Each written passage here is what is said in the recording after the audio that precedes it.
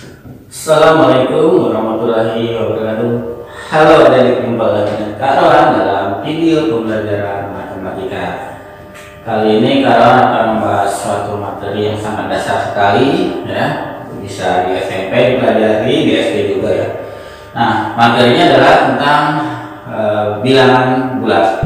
Nah, materi ini kita akan pelajari dari dasar-dasarnya dulu ya, biar kalian bisa memahami.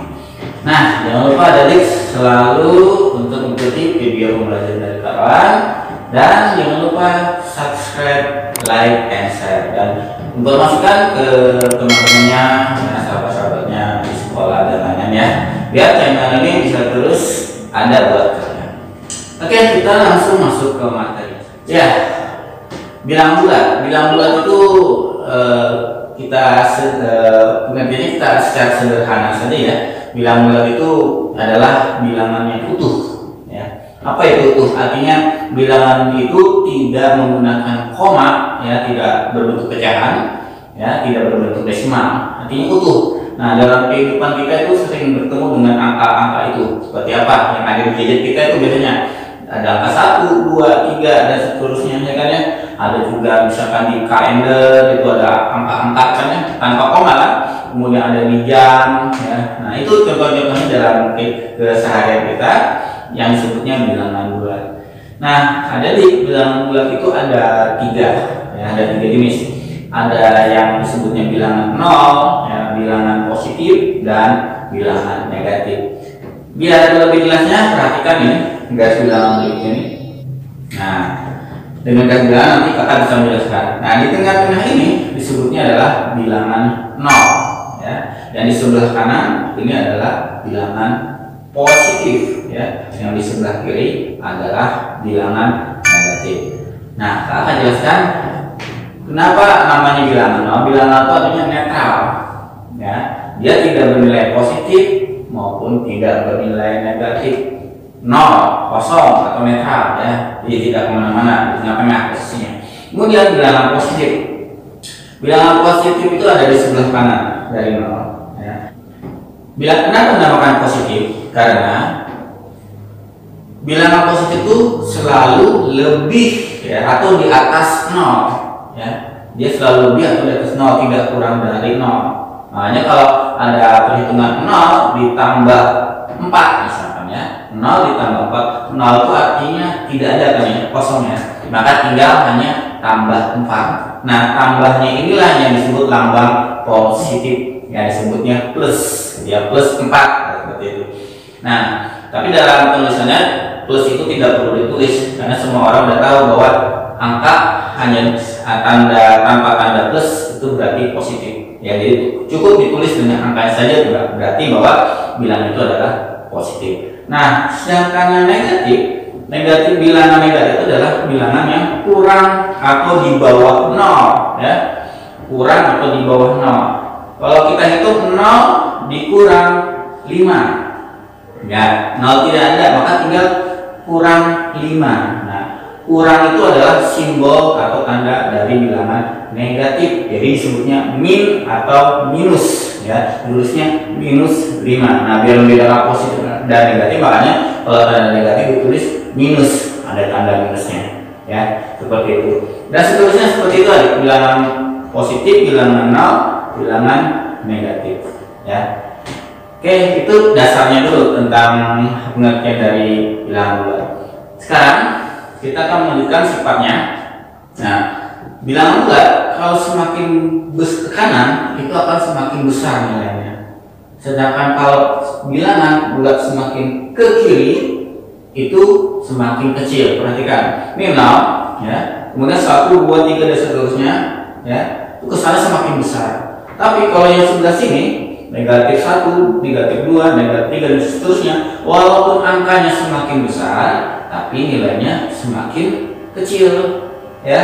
Nah, ini untuk untuk memahami materi cara mengurutkan bilangan bulat ya. Jadi bila ada contoh soal misalnya jadi tentukan urutan bilangan berikut ini dari terkecil sampai yang terbesar. Nah, misalkan urutan ini 3, negatif 4, 2, 0, kemudian min 1, min 3. Nah, coba kita urutkan dari yang terkecil sampai yang terbesar. Nah, yang kita lihat adalah yang bilangan paling negatif dulu, cuma yang paling besar karena nilainya paling kecil. Berarti paling kecil adalah negatif 4 ya, negatif 4, kemudian negatif 3, kemudian negatif 1, lanjutan bilangan 0, selanjutnya bilangan positifnya adalah 2 dan 3 ya. Nah, itu contohnya. Ada satu lagi misalkan urutan bilangan berikut dari yang terkecil sampai terbesar ya, min 5, min 2, kemudian ada 3, min 7, kemudian 0, 1, terus 4. Nah, coba kita urutkan. Yang negatif dulu kita lihat yang paling besar angkanya, karena itu yang paling kecil nilainya nantinya, yaitu negatif 7 ya, negatif 5, lalu negatif 2, negatifnya selesai, lalu terus bilangan 0, terus yang positifnya 1, 3, 4. Nah, itu cara mengurutkan bilangan bulat dari. Oke, sampai sini bisa dipahami ya. Oke, mantap. Oke, nah kakak akan melanjutkan dengan membandingkan dua buah bilangan bulat ya. Jadi untuk membandingkan bilangan bulat kita harus memahami dulu yang namanya simbol atau tanda ketidaksamaan. Nah, tanda ketidaksamaan itu ada 4 ya. Yang pertama adalah kurang dari ya, simbolnya seperti ini ya. Kemudian ada lagi yang kedua, lebih dari, simbolnya juga seperti ini. Nah, kemudian ada lagi yang ketiga yaitu kurang dari atau sama dengan. Nah, simbolnya seperti ini, ada tambahan garis di bawahnya. Kemudian juga yang keempat yaitu lebih dari atau sama dengan, di bawahnya ada tambahan garis. Nah, itu adalah simbol ketidaksamaan. Ya, nah sekarang kita masuk ke membandingkan dua bilangan bulat. Biar gampang, kakak kasih contoh saja. Di sini ada contoh bandingkan dua bilangan berikut ini, yaitu min 1 dan 3. Nah, jadi min 1 dan 3. Jadi caranya bagaimana? Ya, dalam garis bilangan min 1 itu sebelah kiri ya, jadi yang sedangkan 3 itu adalah sebelah kanan. Kenapa? Yang kiri pasti lebih kecil, yang kanan adalah lebih besar. Jadi min 1 itu posisinya berada di sebelah kiri dalam suatu garis bilangan. Nah, berarti min 1 lebih kecil dari 3, maka jawabannya adalah kurang dari ya. Tuh yang contoh pertama. Oke, contoh yang kedua misalkan 4 dan min 3. Nah, 4 dan min 3. Oke, posisi 4 itu di dalam garis bilangan ada sebelah kiri apa sebelah kanan terhadap negatif 3. Ya, 4 itu berada di sebelah kanan ya dalam garis bilangan, sedangkan min 3 itu berada di sebelah kiri. Nah, berarti otomatis 4 itu besar atau kecil? Besar, maka jawabannya adalah lebih besar. Oke, selanjutnya misalkan lagi yang nomor 3, min 2 dengan min 7. Nah, jadi tadi kan kalau udah bilangnya kalau bilang sama-sama negatif ya, bisa kalian lihat kalau dia semakin besar angkanya malah semakin kecil, ya kan ya? Berarti min 2 dengan min 7 kecilan siapa? Pastinya kecil, lebih kecil min 7. Nah, posisi dalam garis bilangannya makanya min 2 berada di sebelah kanan, min 7-nya berada di sebelah kiri. Maka jawabannya adalah lebih besar. Oke. Satu contoh lagi deh. Yang nomor 4 misalkan min 8 dengan min 5. Nah, ini gampang ya. Min 8 sama min 5 pasti yang lebih kecil siapa? Iya, yang angka min 8. Walaupun angkanya besar tapi karena negatif dia malah jadi lebih kecil. Maka min 8 dengan min 5 tanda ketidaksamaannya adalah lebih kecil. Nah, di dalam membandingkan ketidaksamaan ya, untuk dasarnya biasanya cuma 2 dipakai, yaitu tanda kurang dari dan lebih dari. Oke, itu tuh untuk membandingkan bilangan bulat. Semoga kalian bisa itulah tadi pengenalan dasar dulu kita tentang bilangan bulat ya. Setelah ini kita akan melanjutkan pembahasannya tentang operasi hitung bilangan bulat. Nah, sebelum kita masuk ke operasi hitungnya, ada beberapa sifat-sifat bilangan bulat yang harus ada diketahui. Yang pertama ada yang disebutnya komutatif, ya. Komutatif itu artinya pertukaran, ya.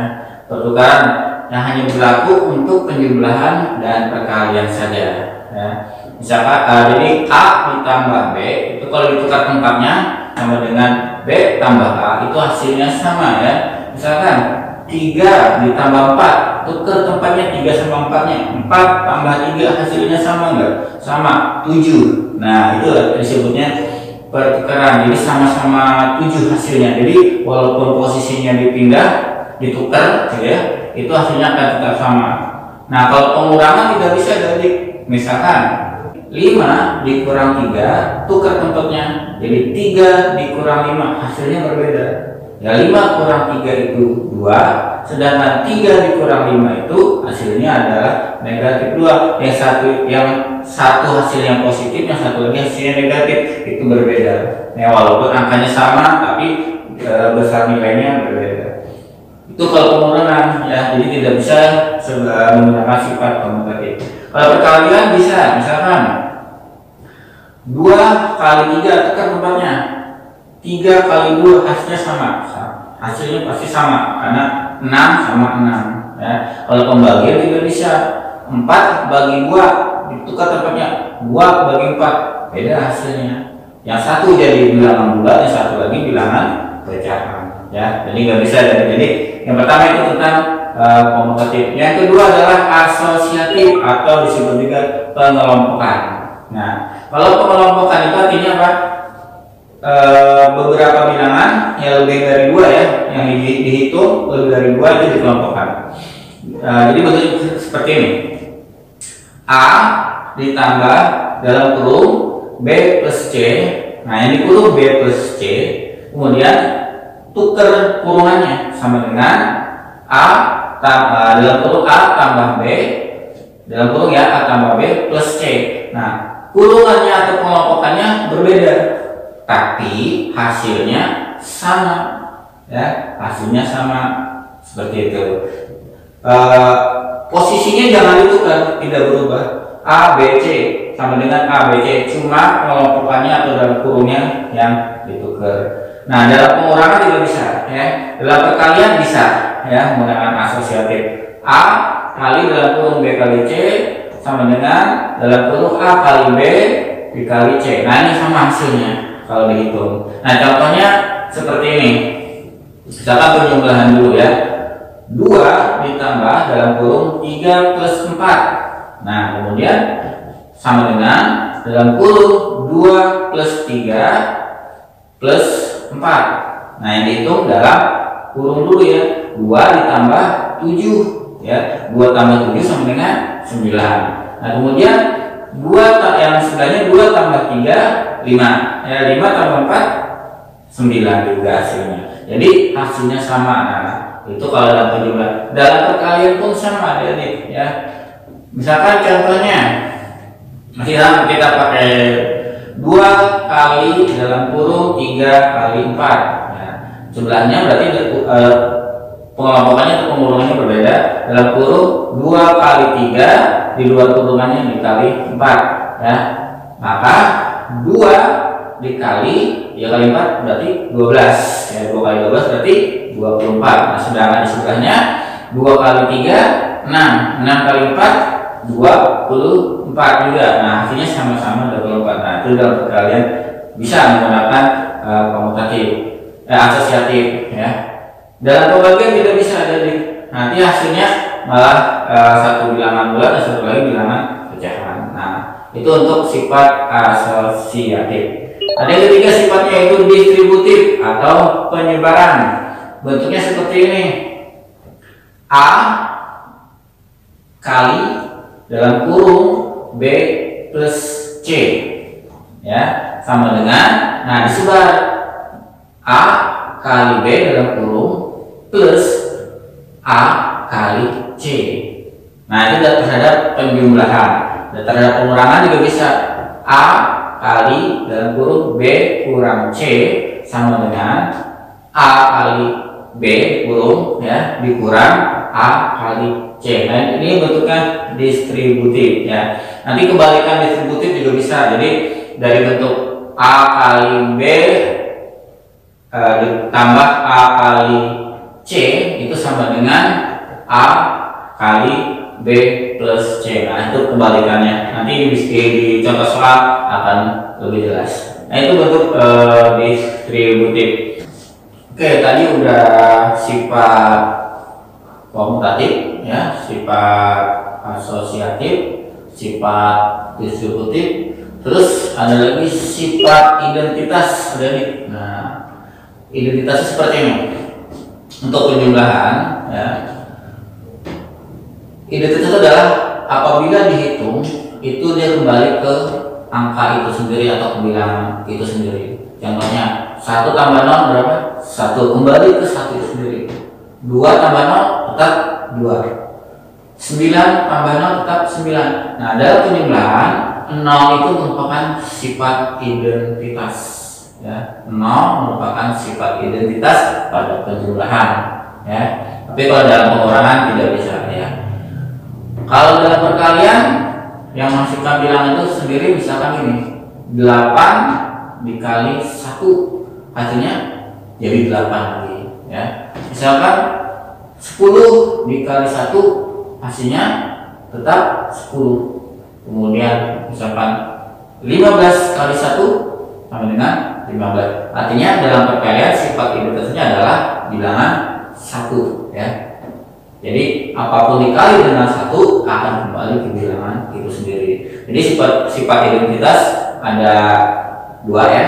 Penjumlahan itu angka 0 ya. Dalam perkalian adalah angka 1. Oke, itu sifat identitas.